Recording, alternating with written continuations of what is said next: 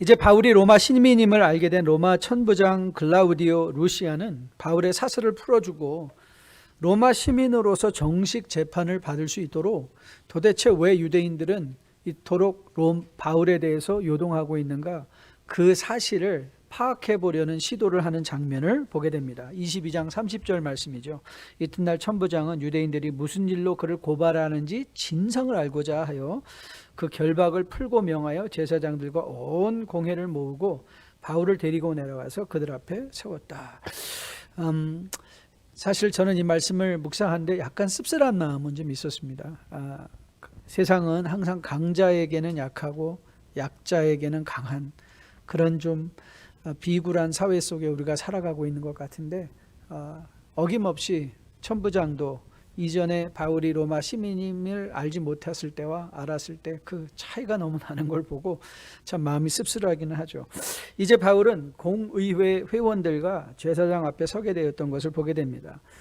우리는 보면 이 상황은 바울에게 충분히 두려워할 수 있는 상황이고 또 위기 상황인 것을 보게 됩니다. 아울러 바울은 충분히 로마 시민의 권리를 이용해서 그 자리에 서지 않아도 될 수 있는 모든 자격 요건을 갖추고 있는 것을 보게 됩니다.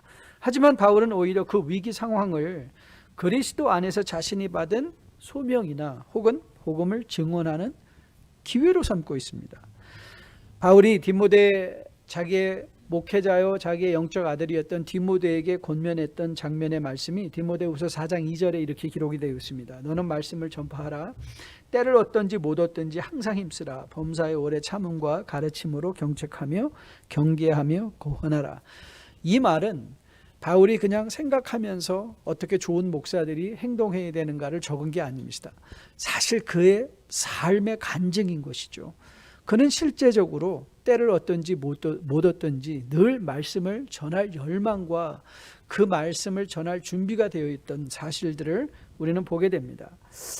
우리는 이런 바울을 보면서 이런 질문을 던지지 않을 수가 없습니다.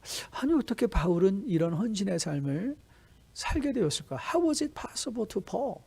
어떻게 이것이 바울에게 이런 삶이 가능했는가?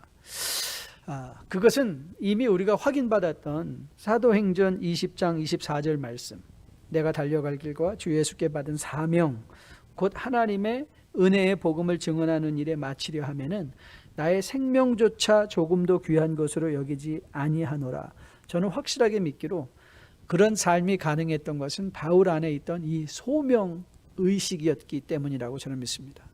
그렇기에 여러분과 저도 우리가 마땅히 하나님 앞에 기도해야 될 것이 바로 이 소명의식입니다. 이 소명의식이야말로 우리를 분명한 자기 확신, self-confidence, 우리라고 이 땅에 정말 자신감 있게 self-confidence를 갖고 살게 하는 것은 물질이나 건강, 명예가 아닙니다. 바로 그리스도께서 우리에게 주신 바 사명에 대한 분명한 인식이 있으면 우리는 좌로나 우로 치우치는 그런 삶이 아니요, 비굴한 삶이 아니요, 자기 확신의 분명한 근거를 가지고 이 세상을 당당하게 살아낼 수 있을 것으로 믿습니다. 여러분은 이 세상에서 가장 불행한 사람이 누구라고 생각하십니까? 돈이 없는 사람일까요? 못생긴 사람일까요? 명예를 얻지 못한 사람일까요? 건강하지 못한 사람일까요? 오늘 아침에 신문을 잠시 훑어다 보니까 그 정말 유명한 패션 브랜드인 이 샤넬의 얼굴 마담격 하던 아주 아름다운, 정말 나이도 멋있게 그레이스풀하게 우아하게 늙었던 한 모델이 스스로 목숨을 끊었다는 그런 기사를 보게 되었습니다.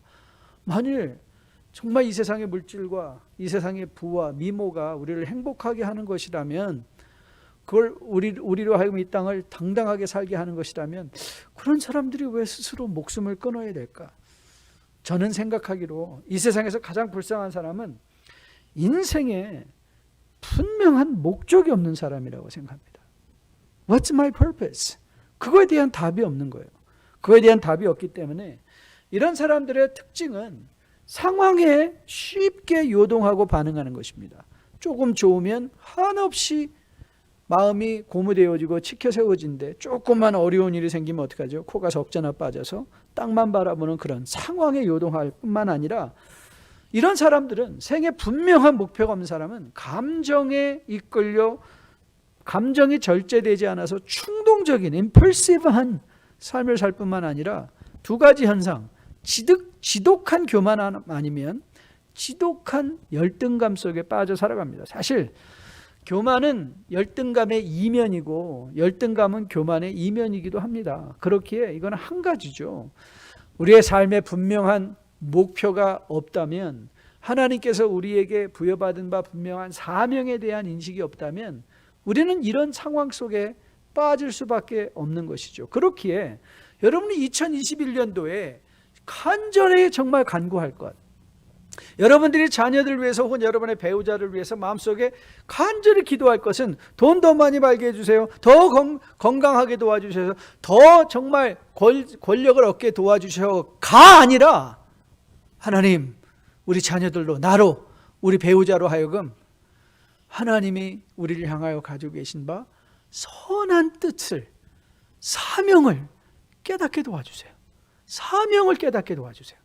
저는 그 기도가 되어야 된다고 믿습니다. 여러분 흔히 이렇게들 생각하시죠. 아, 목사님, I'm too old.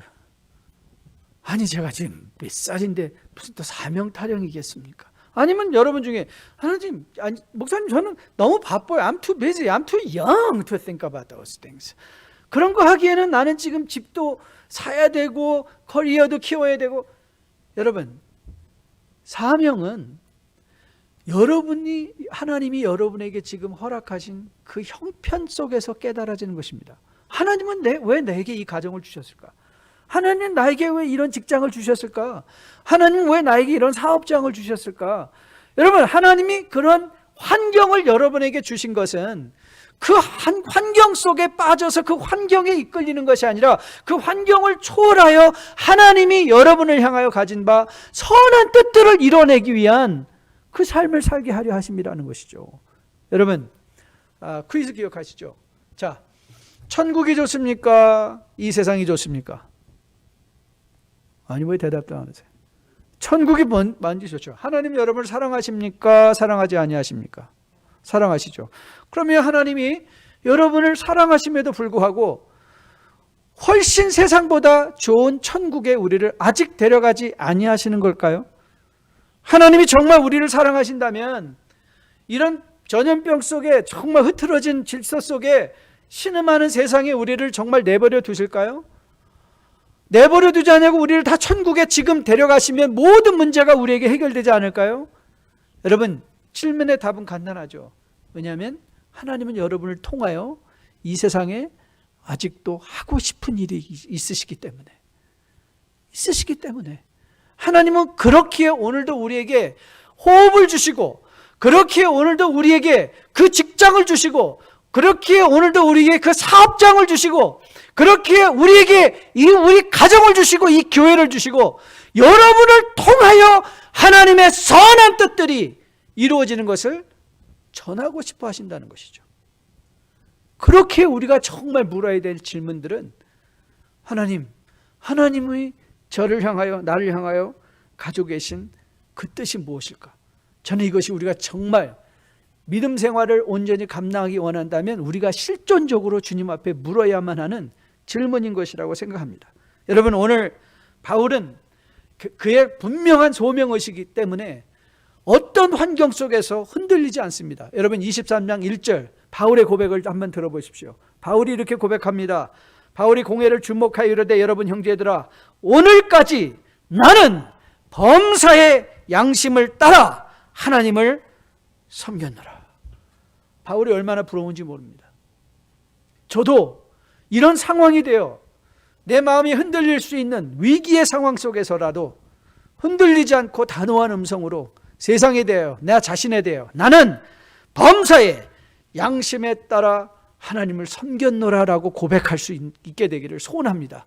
그리고 저는 여러분도 같은 고백을 할 수 있게 되기를 주님의 이름으로 축복드립니다. 여러분, 오늘 바울이 여기서 하나님을 섬겼다 할 때는 자기 열심으로 자기 뜻대로 하나님을 섬겼다는 뜻은 아닙니다. 여러분 기억하시죠?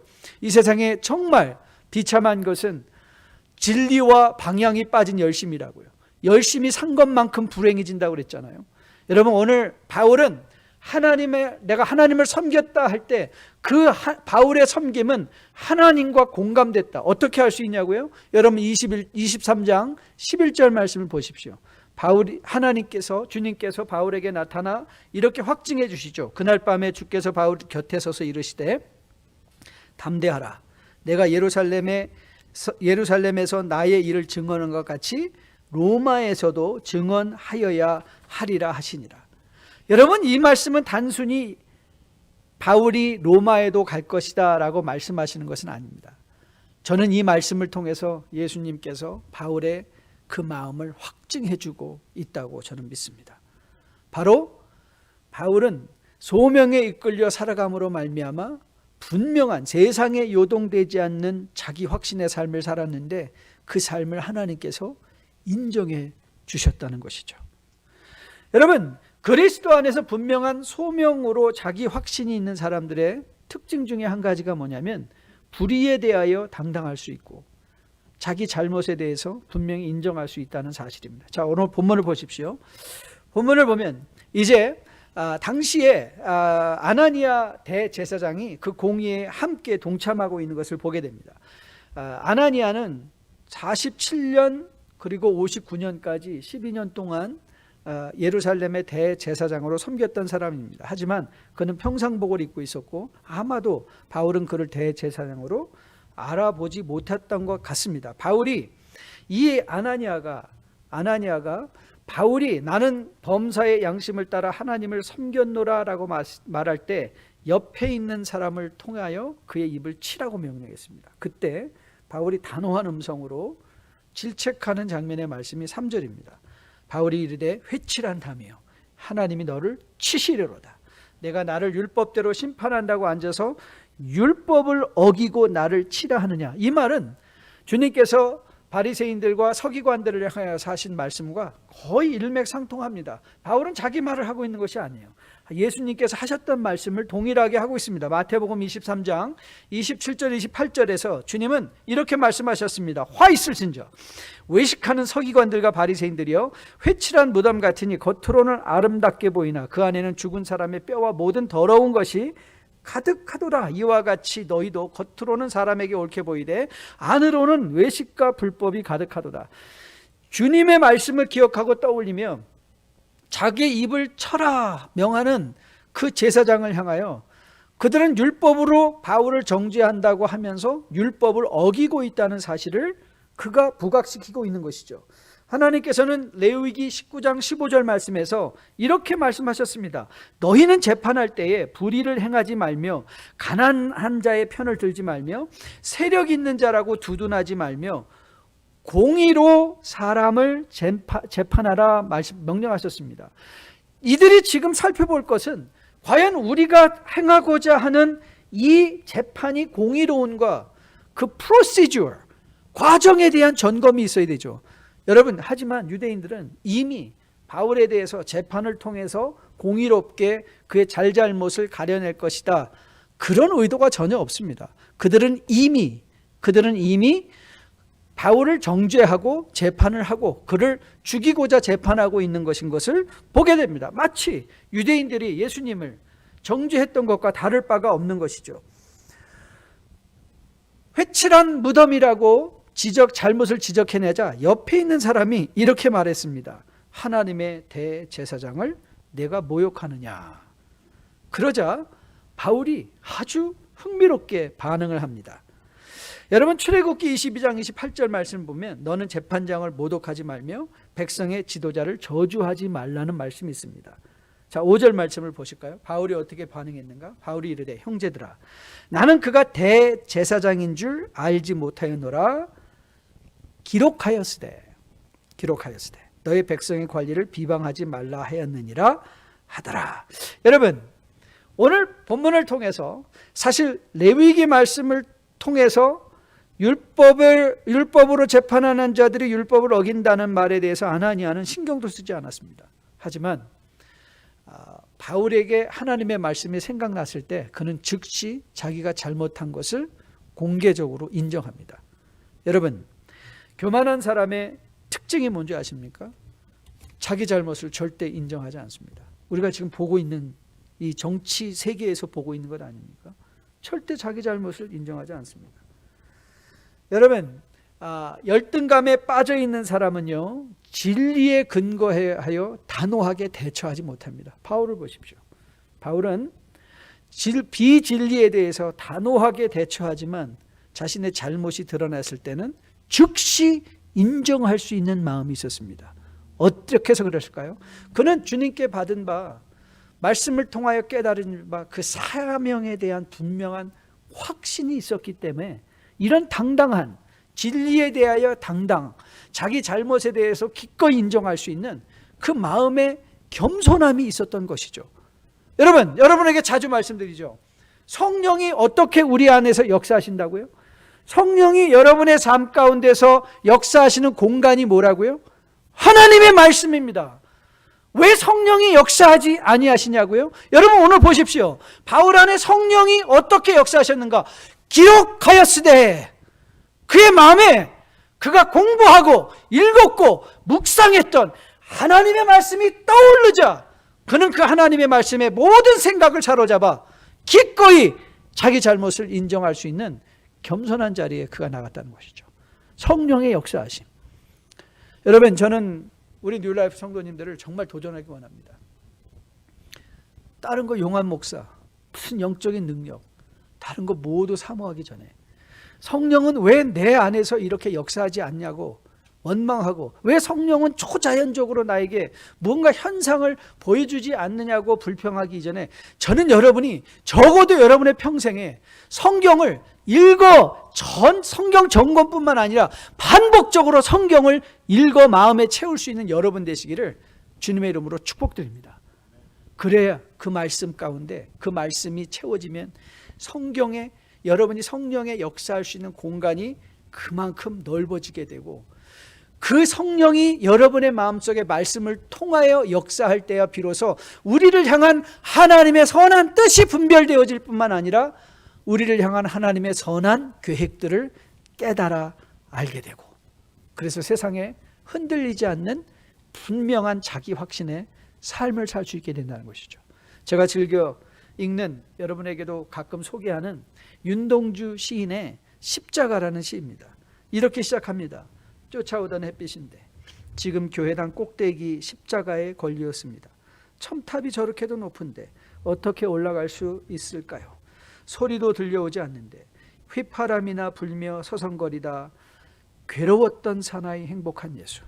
그에게처럼 십자가가 허락된다면 모가지를 들이우고 꽃처럼 피어나는 피를 어두워가는 하늘 밑에 조용히 흘리게 했습니다. 괴로웠던 사나이 행복한 예수. 이건 단지 예수님뿐만이 아닙니다. 저는 오늘 바울을 통해서 똑같은 동일한 예수의 모습을 봅니다. 그의 마음은, 그의 육신은 사방으로 우겨쌈을 당하는 고난과 핍박 속에 괴로웠을지 모르지만 행복했을 바울.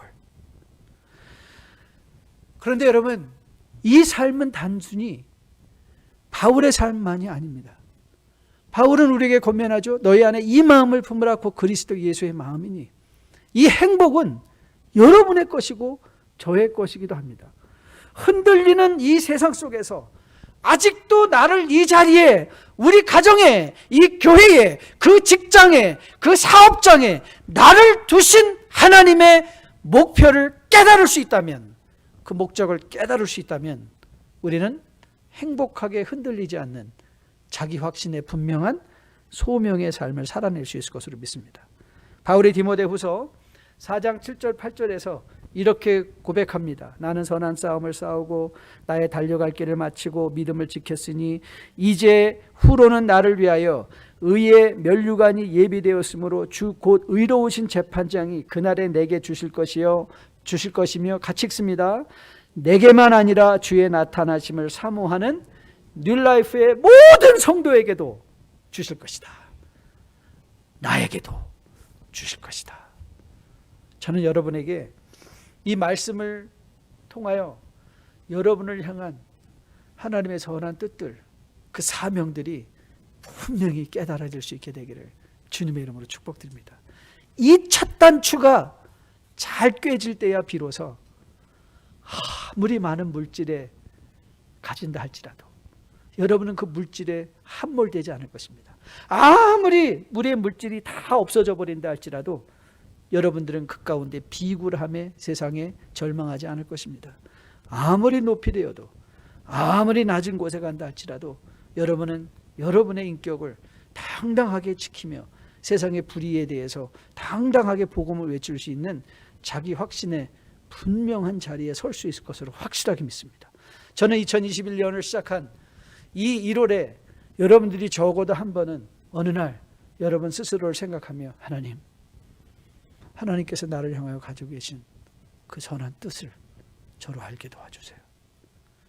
그 뜻을 가지고 말씀을 읽어내며 말씀을 통하여 하나님의 여러분을 향한 선한 사명을 깨달을 수 있게 되기를 주님의 이름으로 축복드립니다. 바울은 하나님께 깨달은 자기 소명에 대한 분명한 사명이 있었기에 자기 확신에 근거한 삶을 살았을 뿐만 아니라 그에게는 또 한 가지 분명한 삶의 확신이 있었는데 그것은 부활에 대한 확신이었습니다. 부활에 대한 확신. 자, 6절 말씀인데요. 바울이 그중 일부는 사두개인이요 다른 일부는 바리새인인 줄 알고 공회에서 외쳐 이르되 여러분 형제들아 나는 바리새인이요 또 바리새인의 아들이라 죽은 자의 소망 곧 부활로 말미암아 내가 신문을 받노라. 이 바울의 말로 인하여 부활과 영과 어떤 것도 믿지 않던 사두개인과 바리새인 간에 큰 싸움이 일어났다, 큰 논쟁이 일어났다는 것을 우리는 보게 됩니다. 그래서 많은 사람들이 어떤 사람들은 이렇게 얘기를 해요.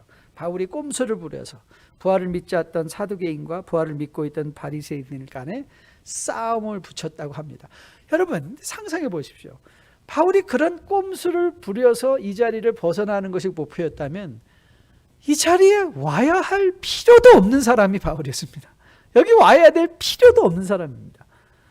여러분 바울이 이렇게 말했던 것은 그의 가운데 있었던 부활한 분명한 확신의 내용이 무엇이냐, 자기 소명에 자기 사명에 충실할 수 있는 그 근거가 뭐냐, 부활이었기 때문에 그렇습니다. 여러분 사도행전 24장에 가면 15절에서 바울이 벨릭스 총독 앞에서 하는 말 우리는 이렇게 들을 수 있습니다. 그들이 기다리는 바 하나님께 대한 소망을 나도 가졌으니 곧 의인과 악인의 부활이 있으리라 하면이다. 만일 바울이 부활에 대한 분명한 확신이 없이 단지 사두개인과 바리새인을 꼼수로 싸움나게 하려 했던 것이라면 그는 로마의 최고 관리였던 총독이었던 벨릭스 앞에서 이렇게 말하지 않았을 것입니다. 여러분 그뿐만 아닙니다. 아그리빠와 베스도 앞에서도 이제 사도행전 26장에 가면 이렇게 그가 말하고 있는 것을 보게 됩니다. 사도행전 26장 8절인데요. 당신들은 하나님이 죽은 사람을 살리심을 어찌하여 못 믿을 것으로 여기나이까? 어찌하여 당신들은, 여러분 로마의 최고 관리들을 앞에 두고 바울이 그들을 향하여 가졌던 답답한 마음은 왜 당신들은 부활을 모르냐는 것이었습니다. 바울은 그들에게 아첨하지 않습니다.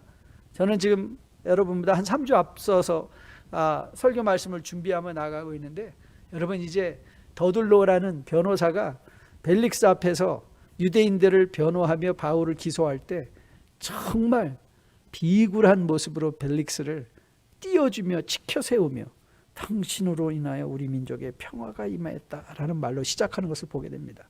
비굴하게 로마의 관리 앞에서 자기 자신을 낮추며 자기 원하는 것을 얻어내려고 하죠. 여러분 바울 보십시오. 여러분 바울은 로마의 관리들을 부러워하지 않았습니다. 그들을 원망하지도 않습니다. 나는 왜 저 자리에 못 앉았을까?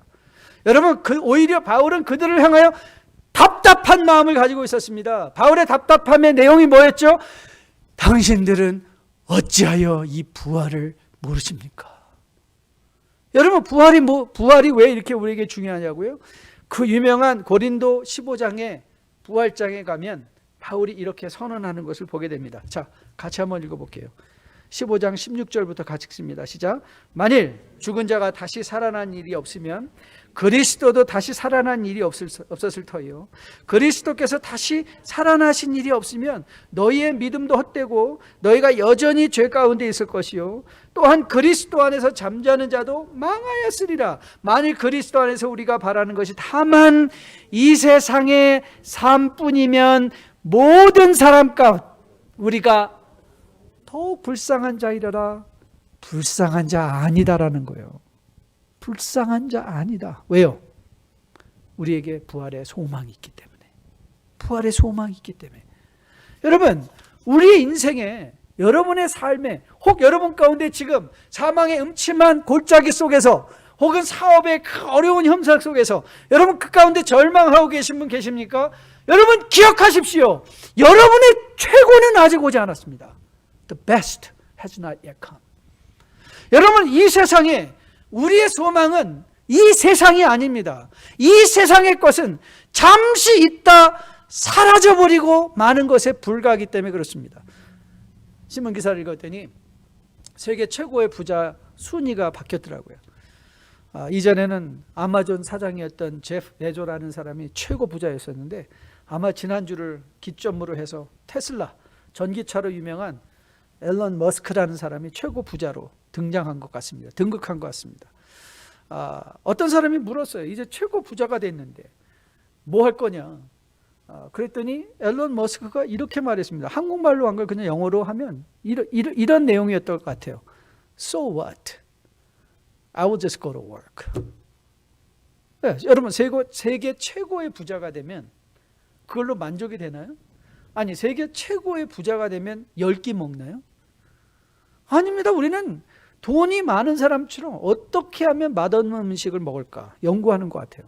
그들이 먹는 거 보면 뭐 트위터 사장은 뭐 하루에 한 끼 먹으면서 그것도 먹는 거 보면 완전히 풀 쪼가리만 그 돈이 그렇게 많은데 그 돈이 그렇게 많은데 맨날 풀 쪼가리나 먹고 있는 거예요. For what? 여러분, 스가랴가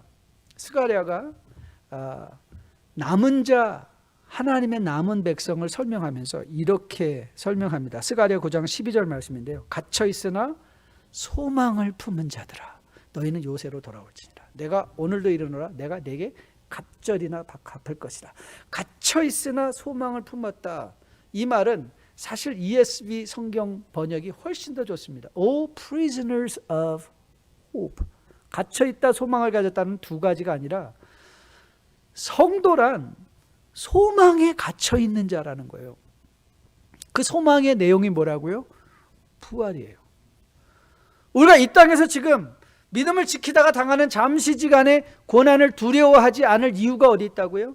잠시 우리가 당하는 손해를 그걸 갖고 바락바락 화내며 정말 하나님 앞에서 정말 억울하다고 가슴치며 소리칠 이유가 왜 없다고요?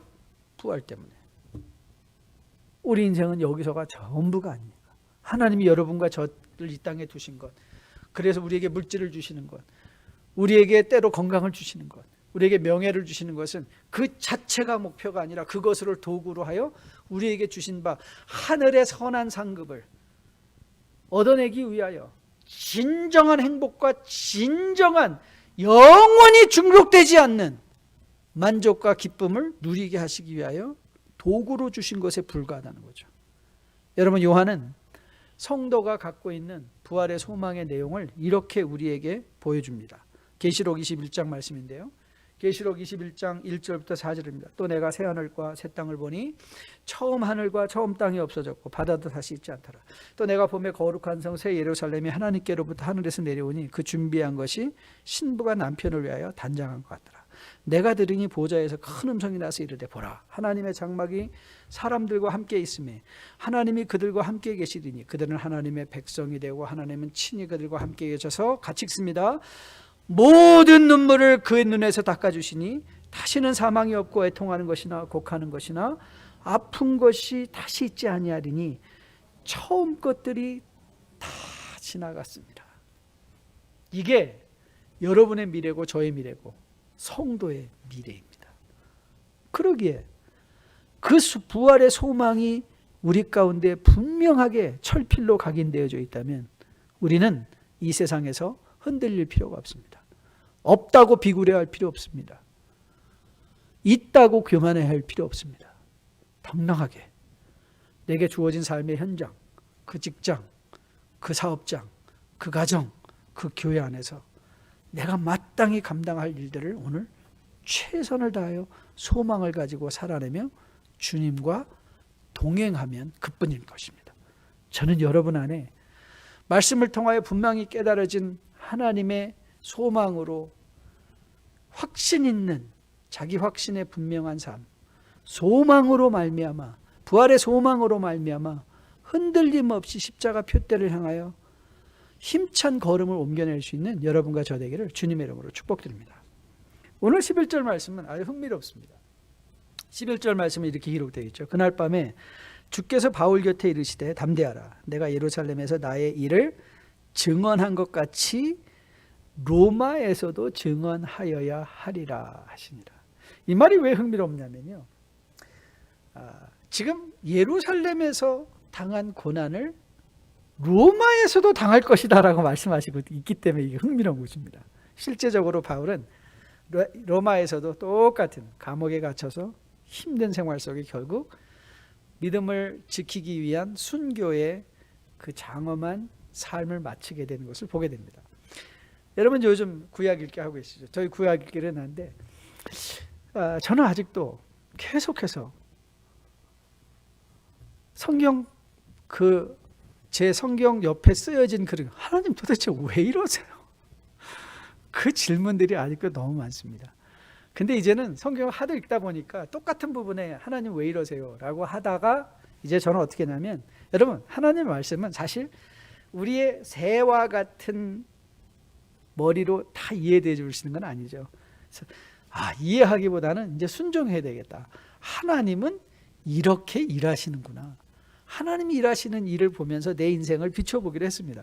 여러분 창세기를 읽고 계실 터인데요. 이제 곧 여러분 요셉을 이제 37장부터 만나게 될 것입니다. 요셉의 삶이 흥미롭습니다. 여러분 요셉이 그가 형들에게 시기와 질투로 인하여 보디발의 애굽의 장관의 집에 노예로 팔렸을 때 하나님은 뭐라 말씀하셨죠? 요셉의 삶을 형통하게 하사 그랬어요. 그래서 그가 된 건 뭐였습니까? 보디발 집안의 2인자였습니다. 그런데 또 하나님 이 보디발의 아내의 무고한 정죄로 말미암아 그가 감옥에 갔습니다. 그런데 감옥에 가서도 하나님은 요셉의 삶을 설명하며 형통하게 하사 감옥의 2인자가 됐다고 했습니다. 그런데 놀랍게도 여러분 이제 한번 이런 관점에서 성경을 잘 읽어보세요. 바울이 애굽의 2인자가 되었을 때는 성경에서 바울의 삶이 형통했다고 적지 않습니다. 흥미롭습니다. 이게 뭐지? 여러분 생각해 보세요. 요셉이 노예였을 때 우리가 생각하는 형통은 뭐죠? 왜? 얼른 노예에서 벗어나 노예 부리는 사람이 되는 거 형통 아닙니까? 여러분 감옥에서 형통하게 됐다는 거 우리는 그 형통을 어떻게 이해하죠? 얼른 감옥에서 나와서 그 감옥에 있는 자들을 다 심판하고 떵떵거리며 사는 게 그게 형통 아닙니까? 그런데 여러분 하나님이 요셉을 형통하게 하시는데 어디에서? 노예로. 어디에서? 감옥에서 형통케 하십니다. 여러분 보십시오. 우리가 생각할 때 하나님께서 예수님께서 바울에게 나타나실 거면 바울아 걱정하지 마. 이제 내가 너를 지켜줄게. 너는 어려움 당하지 않을 거야. 근데 하나님은 오히려 이렇게 말씀하시죠. 야, 너 예루살렘에서 당한 것 똑같이 로마에서도 당할 거야. 저는 이 말씀을 보면서 하나님이 여러분과 저를 향하여 이 시대를 살아가는 삶의 스타일, 성도가 마땅히 살아내야 될 삶의 내용으로서 세상의 정면 돌파라는 것 교훈을 받았습니다. 정면 돌파하는 것입니다. 예루살렘을 로마를 피하지 말라는 것 바로 그것이 예수님의 권면입니다.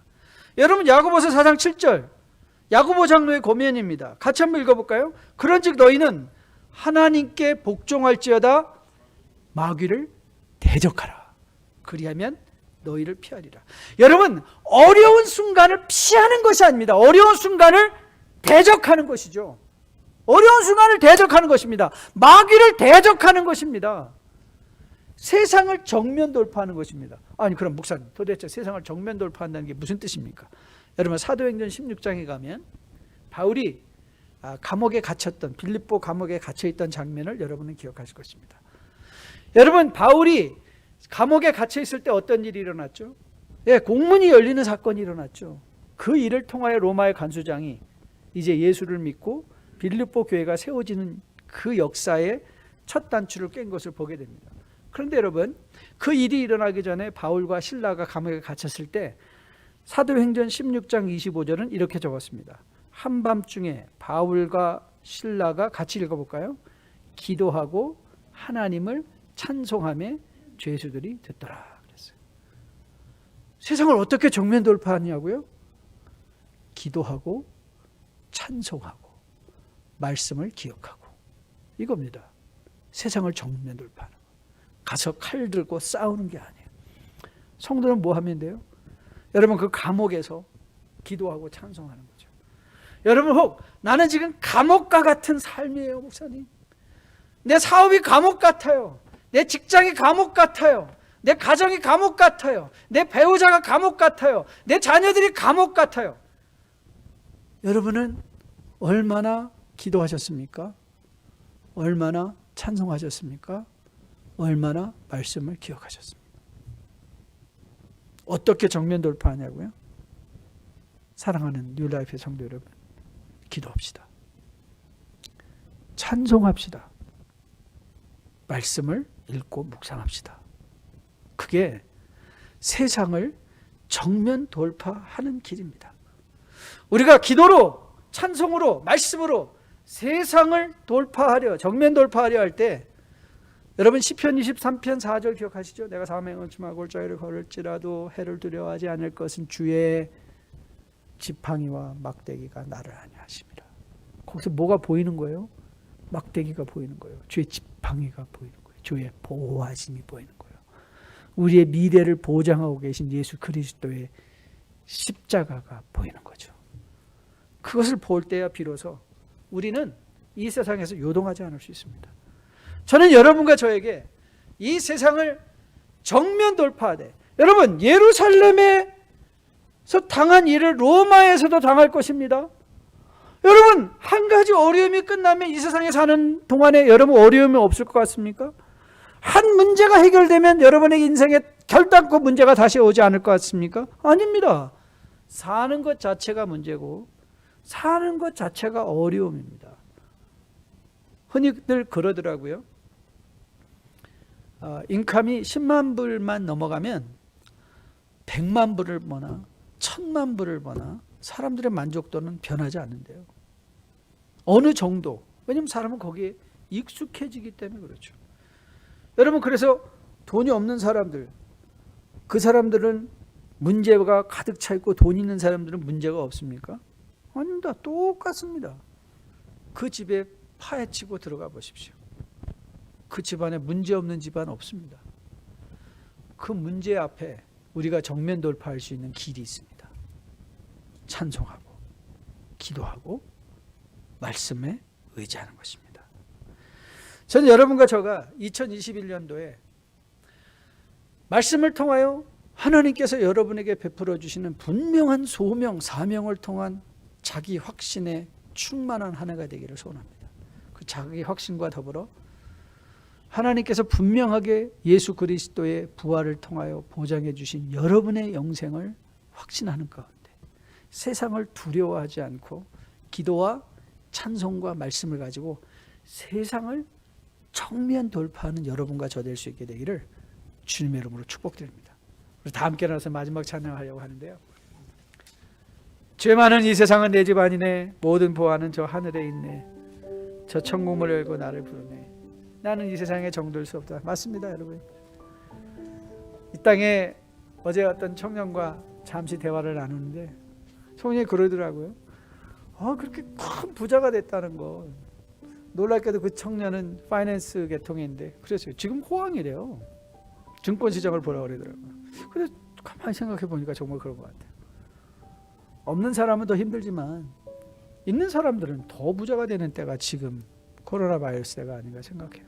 근데 여러분, 그들이 더 많이 가진다고 그게 무슨 의미가 있을까? 정말 의미가 있을까요? 다 그 종의 조각 아닌가요? 아직도 기억하고 있는 아주 재밌는 어느 책, 돈의 역사인가 어디서 읽었던 장면인 것 같은데요. 프랑스에서 미국에 이제 자기 돈의 가치를 위해서 금을 사기로 했대요. 금을 샀는데 이제 금을 가져오기가 힘드니까 그냥 거기다 두고 그냥 요거는 내 거, 요건 프랑스 거, 이제 레이블만 붙여놓은 거예요. 여러분, 종이 조각 우리가 갖고 있는 거 눈 뜨고 깨어나면 그게 휴지 조각이 될지 누가 알겠습니까? 우리의 진정한 보안은 어디에 쌓아야 될까요? 하늘나라 주님과 함께 쌓는 것이겠죠. 저는 오늘 이 찬양이 여러분에게 기도가 되기를 소원합니다. 하늘의 보화 쌓는 삶은 사명에 근거한 분명한 자기 확신, 부활에 근거한 세상을 정면 돌파하는 정신, 이런 정신으로 2021년이 살아낼 수 있기를 주님의 이름으로 축복드립니다.